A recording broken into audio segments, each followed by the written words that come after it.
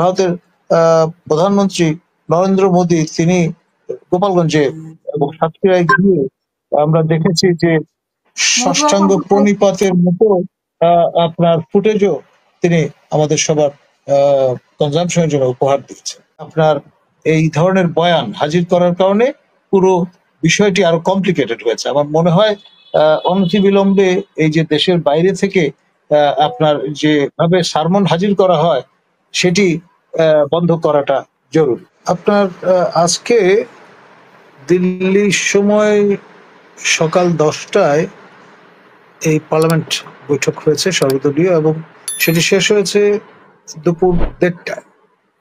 এবং তারপরে যেটি আমরা দেখেছি যে সবাই মুখে কুলু পেটেছেন, অর্থাৎ কোনো অবস্থায় কেউ কোনো প্রেস ব্রিফিং এ যাননি বা কোন রকমের কোট করার মতো কোনো বার্তা হাজির করেন।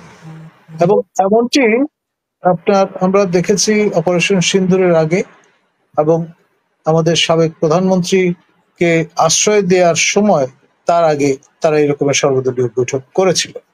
তো ফলে এটা নানান রকম স্পেকুলেশনের জন্ম দিয়েছে। যতক্ষণ পর্যন্ত ফর্মাল আমরা ব্রিফিং না পাচ্ছি ততক্ষণ পর্যন্ত এই বিষয়ে এর চেয়ে বেশি আর কিছু বলার সুযোগ আছে বলে আমি মনে করি না। ধন্যবাদ। গোপালগঞ্জের ক্ষেত্রে মানে আপনার কাছে, আর তাছাড়া আজকে যে ঘটনাটা, সেই ঘটনার ব্যর্থতা হিসেবে আপনি কি দেখছেন? গোপালগঞ্জের যে ঘটনাটা যদিও সারার ভাই অনেক সুন্দর করে বলেছেন, তো তারপরেও আপনার কাছে কোনো তথ্য আছে কিনা? যে তথ্যগুলো আমরা সোশ্যাল মিডিয়াতে শুনতে পাচ্ছি, অনেক ধরনের গুজব শুনতে পাচ্ছি বা সত্যই শুনতে পাচ্ছি, কোনটা সত্য কোনটা গুজব আমরা ঠিক জানি না। তো আপনার কাছে কোনো তথ্য আছে কিনা? গোপালগঞ্জের যে সেন্সিটিভিটি, এটা শুধুমাত্র আমাদের মানে যাকে রাষ্ট্রের স্থপতি বলা হয় বঙ্গবন্ধুর সেই সমাধিসৌধ বা তার জন্মস্থান তার সঙ্গে সংশ্লিষ্ট বলে আমি মনে করি না। এখানে সনাতন ধর্মাবলম্বী জনগোষ্ঠীর যে আপনার প্রপোর্শন সেটি 27%। তার মধ্যে একটা বড় অংশ তারা মথুয়া সম্প্রদায়ের মানুষ, এবং মথুয়া সম্প্রদায় বা এই মুভমেন্ট এক ধরনের রিফর্মিস্ট মুভমেন্টের মতো প্রায় 100 বছর ধরে এটি আপনার বিকশিত হয়েছে।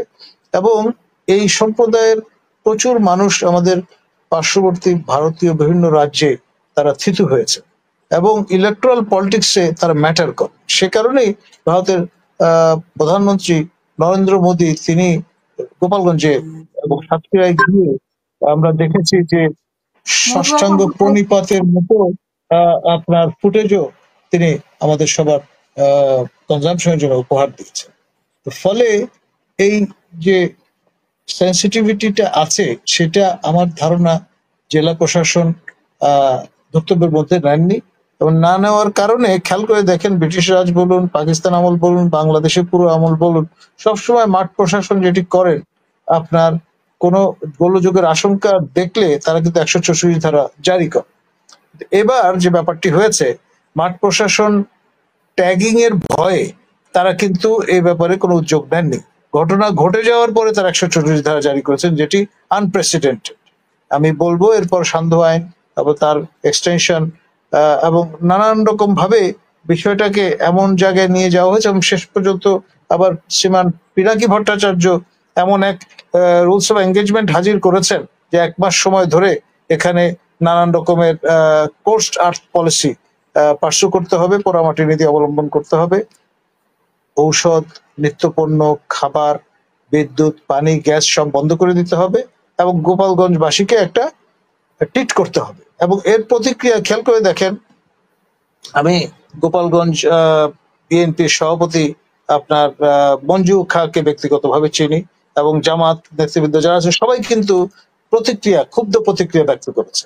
এবং এটা অত্যন্ত স্বাভাবিক, কারণ একটা জনগোষ্ঠী, একটা জনপদ, একটি জেলা, তার সবাই তো শতভাগ আপনার একটি পলিটিক্যাল পারসুয়েশনের লোক হয় না। এখানে সকল মত পথের মানুষ থাকে, আপনি সবাইকে শাস্তি দেওয়ার প্রত্যয় ব্যক্ত করবেন কেন? এই যে দায়িত্ব জ্ঞানহীন, কাণ্ড জ্ঞানহীন আপনার এই ধরনের বয়ান হাজির করার কারণে পুরো বিষয়টি আরো কমপ্লিকেটেড হয়েছে। আমার মনে হয় অনতিবিলম্বে এই যে দেশের বাইরে থেকে আপনার যেভাবে সারমন হাজির করা হয় সেটি বন্ধ করাটা জরুরি। ধন্যবাদ।